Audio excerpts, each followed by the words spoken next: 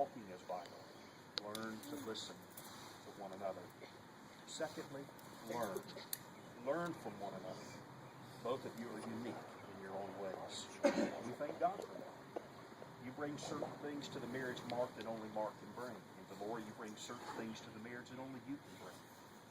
But as you become husband and wife, you learn to accept your strengths. You learn to accept each other's weaknesses. And you learn to allow those to be blended together so that you can serve the Lord and that God would bless and sustain you every day. Learn one another.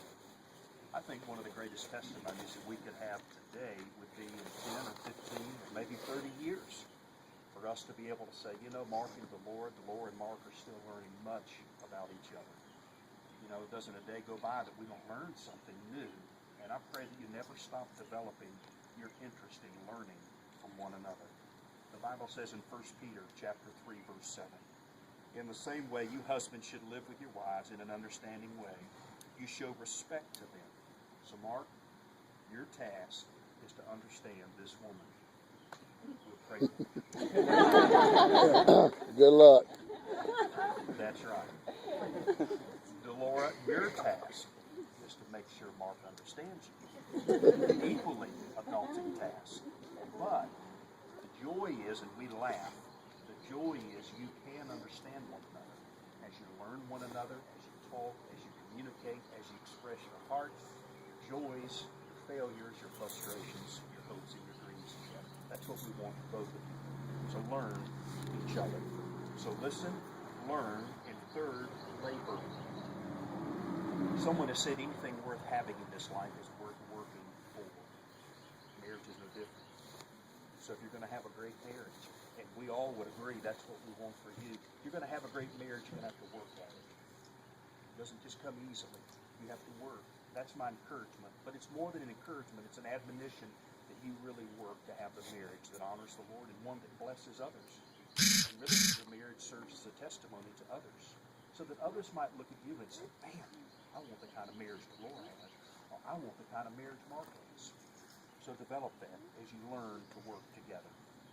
You know, priceless gems are not found on the ground for everybody just to pick up. You have to dig, you have to work, and you have to labor to get to them. So my encouragement is to work.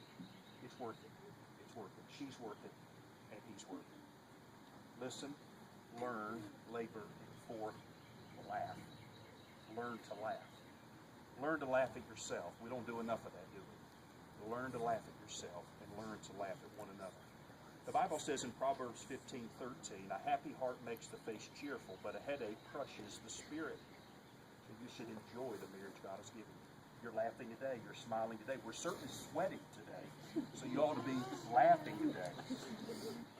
And continue that. Laughter is a wonderful medicine for a long and happy life. He who laughs is blessed. Listen, learn, labor, laugh, and finally love. Well, I could encourage you to read some books on what love is. And there's probably some pretty good ones out there. You could spend a lifetime reading a book on love or watch a television program that would define love, but none would even come close to the Bible's definition of what Paul writes to the Corinthians in 1 Corinthians 13. And I'd like to read that for us today. Love is patient and kind. Love is not jealous. It does not brag. It is not proud. Love is not rude. It is not selfish. It does not become angry easily. Love does not remember wrongs done against it. Love is not happy with evil, but happy with the truth. Love patiently accepts all things, always trusts, always hopes, and always continues strong. Love never fails. So these three things continue forever: faith, hope, and love. And the greatest of these is love. So love is not just something you feel. Love is an action. It's a choice that you two make every day to love one another. So, listen, learn, labor, laugh, and love. Practice these 5 principles, and with God's guidance and help, your marriage will blossom into the partnership that will bless Him, yourselves, and will withstand the test of time. Mark and Delora, if you're ready to make these vows to God and each other, join hands. Mark, would you please repeat these words after me if they are the desire of your heart? I, Mark, take you, Delora, I, Mark, take you, Delora, to be my wedded wife, to be my life, to have and to hold to have and to hold from this day forward, from this day forward, for better, for worse, for better, for worse, for richer, for poor, for richer, for poor, in sickness and in health, in sickness and in health, to love to love, and to cherish and to cherish, till death do us part. till death do us part. And to you, To you, I pledge my faithfulness. I pledge my faith.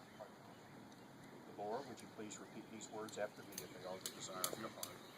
I, Delora, take you part, be my wedded husband, to have and to hold from this day forward, for better, for worse, for richer, for poor, in sickness and in health, and to love and to cherish till death do us part. And to you, I pledge my faithfulness. At this time, we're going to continue with a special selection.